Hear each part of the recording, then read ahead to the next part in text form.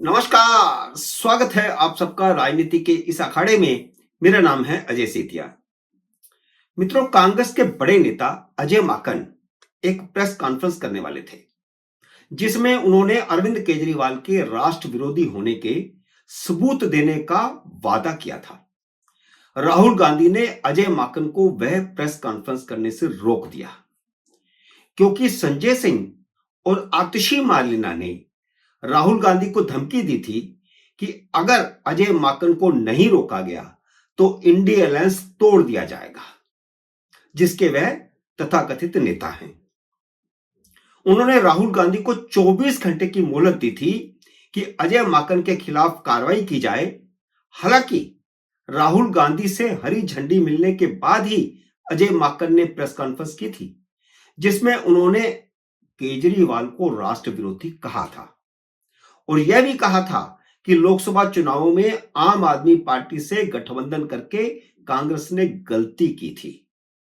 इसी press conference में अजय माकन ने कहा था कि वे जल्द ही दूसरी प्रेस कॉन्फ्रेंस करके केजरीवाल के देशद्रोही होने के सबूत देंगे। सूत्र बताते हैं कि सबूत केजरीवाल के विदेशी शक्तियों से पैसा लेकर 2012 में कांग्रेस के खिलाफ आंदोलन करने से संबंधित था, अन्ना हजारे का आंदोलन, जिसमें पर्दे के पीछे से सारा काम अरविंद केजरीवाल कर रहे थे, मनमोहन सरकार के खिलाफ और शीला दीक्षित सरकार के खिलाफ। अजय माकन के ऐलान के बाद दिल्ली से लेकर अमेरिका तक और कनाडा तक खलबली मच गई। जिन विदेशी शक्तियों से पहले केजरीवाल के संबंध थे, उनके साथ ही आजकल राहुल गांधी के तार जुड़े हुए हैं। और यह लोकसभा चुनावों से पहले भी हमने देखा कि ब्रिटेन से लेकर के अमेरिका तक और अमेरिका से लेकर के कनाडा तक और यूरोपियन यूनियन तक भी जितने भी वामपंथी लोग हैं, जितना भी वामपंथी गैंग है, वह राहुल गांधी के साथ खड़ा था। और उससे पहले दिल्ली के विधानसभा चुनाव में 2013 में केजरीवाल के साथ खड़ा था। एक तरफ अंतरराष्ट्रीय ताकतें सक्रिय हो गई, तो दूसरी तरफ अरविंद केजरीवाल ने रातों रात ममता बनर्जी और अखिलेश यादव से संपर्क साधा।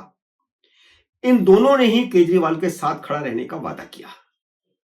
इसके बाद अगले ही दिन आतिशी मार्लेना और संजय सिंह ने साझा प्रेस कॉन्फ्रेंस करके कांग्रेस को धमकी दी थी कि कांग्रेस का हाईकमान 24 घंटे के भीतर अजय माकन पर कार्रवाई करे, नहीं तो इंडिया अलायंस के नेताओं से कहा जाएगा कि कांग्रेस को अलायंस से बाहर निकाला जाए। उसके बाद ना तो आम आदमी पार्टी की तरफ से इस मुद्दे पर कुछ कहा गया, ना कांग्रेस की तरफ से इस मुद्दे पर कुछ कहा गया और अजय माकन की प्रेस कॉन्फ्रेंस नहीं हुई। राहुल गांधी तुरंत दबाव में आ गए और अजय माकन को अगली प्रेस कॉन्फ्रेंस करने से रोक दिया गया। उस दिन के बाद से संदीप दीक्षित भी काफी हद तक ढीले पड़ गए हैं, जिन्होंने केजरीवाल के खिलाफ प्रेस कॉन्फ्रेंसों की श्रृंखला शुरू की थी और वह लगातार केजरीवाल के विकास के दावों की हवा उड़ा रहे थे, एक एक सबूत देकर के। और उन्होंने डाटा इकट्ठा किया था कि ना तो कोई स्कूल बना है, ना यूनिवर्सिटी बनी है, ना दिल्ली में नया कोई अस्पताल बना है। जो कॉलेज खोले गए थे, जो पहले यूनिट बनाए गए थे, उन्हीं को अपग्रेड किया गया। एक कॉलेज शीला दीक्षित के समय बना था, उसको यूनिवर्सिटी का दर्जा दे दिया गया, उसे वह अपना उपलब्धि बता रहे हैं केजरीवाल। तो एक एक करके संदीप दीक्षित सारे केजरीवाल के दावों की पोल खोल रहे थे। राहुल गांधी ने खुद भी दिल्ली में पद यात्रा शुरू नहीं की, जिसका ऐलान खुद कांग्रेस ने 7 महीने पहले किया था। लोकसभा चुनावों के दौरान ही यह ऐलान किया गया था कि दिल्ली में हर विधानसभा सीट पर पदयात्रा हुई, जिसमें राहुल गांधी, मल्लिकार्जुन खड़गे और कांग्रेस के बड़े नेता और दिल्ली के सारे नेता हिस्सा लेंगे। वह पदयात्रा भी कुछ दिन चल करके टाइम फिस हो गए। हालांकि कांग्रेस के स्थानीय नेता पूरे दमखम के साथ चुनाव लड़ने का दावा कर रहे हैं। कांग्रेस ने डीके शिव कुमार और अशोक गहलोत को दिल्ली के चुनाव में उतारा है, लेकिन केजरीवाल कांग्रेस के खिलाफ अखिलेश यादव और ममता बनर्जी का समर्थन हासिल करने में कामयाब हो गए हैं। खुला समर्थन किया है दोनों ने। उद्धव ठाकरे ने भी संजय राउत से कांग्रेस के खिलाफ बयान दिला दिया है। संजय राउत ने कहा है कि कांग्रेस के चुनाव लड़ने से भाजपा को फायदा होगा। इस तरह केजरीवाल इंडी अलायंस को एक तरह से दो फाड़ करने में कामयाब हो गए हैं और कांग्रेस के पीछे कम से कम इंडी अलायंस के 3 दल दिल्ली में नहीं खड़े हैं।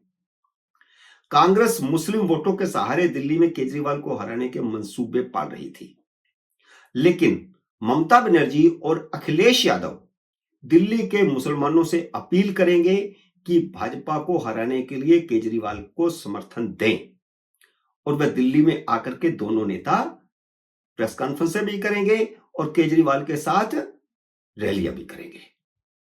तृणमूल कांग्रेस ने तो बाकायदा एक्स हैंडल पर लिख ही दिया है कि वह सिर्फ केजरीवाल का नहीं बल्कि आम आदमी पार्टी के हर उम्मीदवार का समर्थन करेगी। तो जो बंगाली दिल्ली में रहते हैं, जो ममता बनर्जी के समर्थक हैं और खासकर मुस्लिम, वे सब वोट अब केजरीवाल को जाने की संभावना पैदा हो गई है।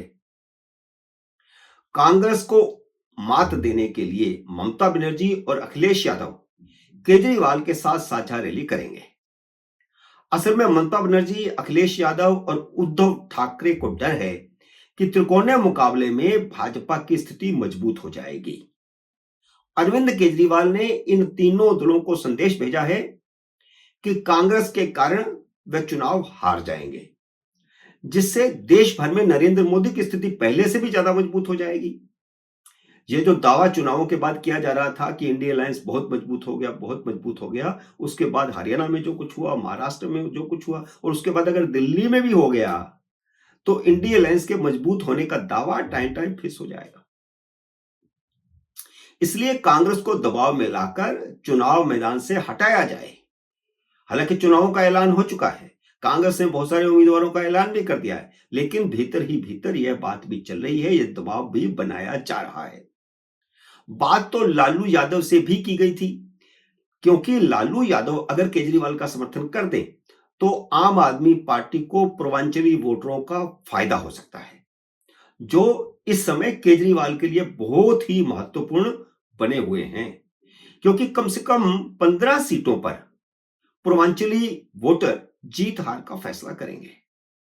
पूर्वांचलियों को अपने पक्ष में लाने के लिए केजरीवाल बार बार उनके वोट काटे जाने के बयान दे रहे हैं और ये झूठ पर आधारित बयान है, सिर्फ स्ट्रेटजी के लिए बयान है कि पूर्वांचली उनके साथ जुड़े। लेकिन लालू यादव ने कांग्रेस के साथ खड़े रहने का फैसला किया है। इससे पूर्वांचली वोट केजरीवाल को मिलने की संभावनाएं खत्म हो गई हैं। खुद कांग्रेस में भी भ्रम की स्थिति बनी हुई है, क्योंकि अशोक गहलोत ने बिना झिझक कहा है कि आम आदमी पार्टी कांग्रेस की विरोधी पार्टी है। इंडिया अलायंस में सहयोगी पार्टी है, लेकिन दिल्ली में विरोधी पार्टी है, यह साफ साफ कह दिया। इंडिया अलायंस का तो खैर उन्होंने नाम नहीं लिया, मैं कह रहा हूं उसे, लेकिन अशोक गहलोत ने कहा कि यह हमारी विरोधी पार्टी है। उन्हें गलतफहमी है कि वे पिछले 2 चुनाव जीत गए हैं तो इस बार भी जीत जाएंगे, यह अशोक गहलोत का बयान है। अशोक गहलोत के इस बयान को ट्विस्ट करते हुए, जिसके वे माहिर हैं, केजरीवाल ने एक्स हैंडल पर लिखा है कि कांग्रेस विपक्ष की भूमिका निभाकर भाजपा को सहयोग कर रही है। यह भाषा मेरी है, एग्जैक्ट भाषा तो केजरीवाल की अलग है। अशोक गहलोत ने भाजपा कांग्रेस के गुप्त समझौते को सार्वजनिक कर दिया है, यह केजरीवाल ने कहा है। और इस उनके जो एक्स हैंडल पर उन्होंने लिखा है, उन्होंने तो लंबा चौड़ा लिखा है, लेकिन मैंने उसका लबोलबाब आपको 2 लाइनों में बताया। और इससे साफ हो जाता है कि अरविंद केजरीवाल कांग्रेस से कितना डरे हुए हैं, कि वह कितना डैमेज कर सकती है। क्योंकि अगर कहीं कांग्रेस को मुस्लिम और दलित वोट मिल गया और कांग्रेस का वोट 20-21% हो गया तो भाजपा को स्पष्ट बहुमत मिल जाएगा, फिर उसे कोई नहीं रोक सकता। इससे केजरीवाल डरे तो हुए हैं बहुत ज्यादा।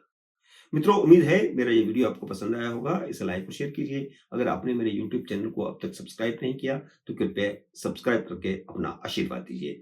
जल्दी मिलते हैं अगले वीडियो में किसी अन्य विषय के साथ। तब तक नमस्कार।